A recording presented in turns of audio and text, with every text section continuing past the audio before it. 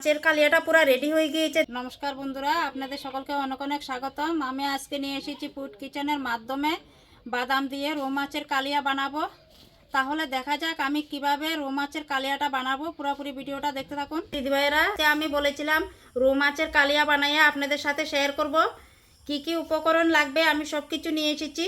এই যে দেখেন, রৌ মাছটা ধুয়ে নিয়ে এসেছি। আজকে রৌ মাছের কালিয়াটা আমি বাদাম দিয়ে বানাবো, এই জন্য আমি বাদাম নিয়ে এসেছি, শুকনো লঙ্কা, কাঁচা লঙ্কা, এদিকে নিয়েছি রং গুঁড়া, ভাজা জিরা ধনিয়ার গুঁড়া, কালো জিরা, নুন, টমেটো, ধনিয়া পাতা। এখন আমি মাছটাকে মেখে নিব। দিয়ে দিব রং গুঁড়া, হলদি আর নুন দিয়ে এখন আমি মাছটাকে মেখে নিব।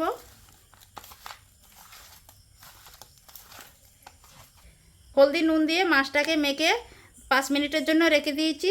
এখন আমি মশলাটাকে বেটে নিব। এরা আমি তখন মেখে নিব।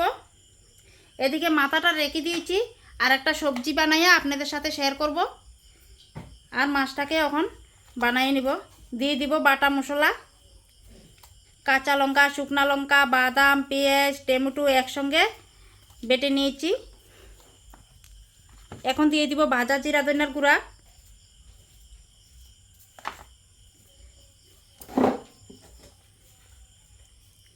দিয়ে দিব সরষের তেল।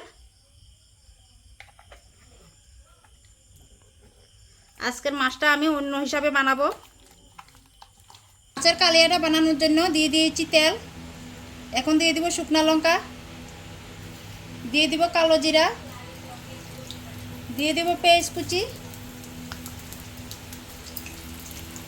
নেড়ে চেড়ে হালকা ভেজে নিব। পেঁয়াজটা ভাজা হয়ে গিয়েছে, এখন আমি দিয়ে দিব মাছটা।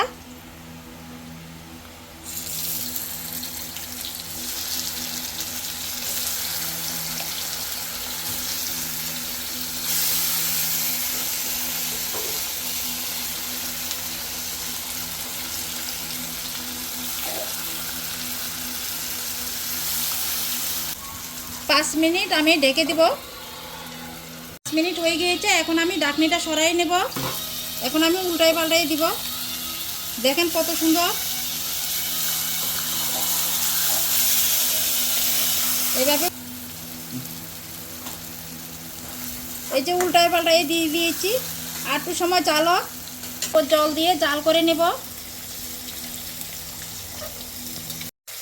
দিয়ে দিব কাঁচা লঙ্কা। মাছের কালিয়াটা আমার পুরো রেডি হয়ে গিয়েছে, এখন আমি নামাই নেব।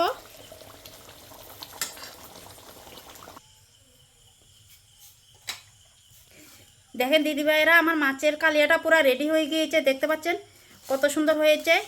আপনাদের কাছে কেমন লেগেছে আমার মাছের কালিয়ার রেসিপিটা অবশ্যই কমেন্ট করে জানাবেন। ভিডিওটা যদি ভালো লেগে থাকে লাইক শেয়ার, চ্যানেলটাকে সাবস্ক্রাইব করে দেবেন। আমার পাশে থাকবেন। ভালো থাকবেন, সুস্থ থাকবেন। ধন্যবাদ।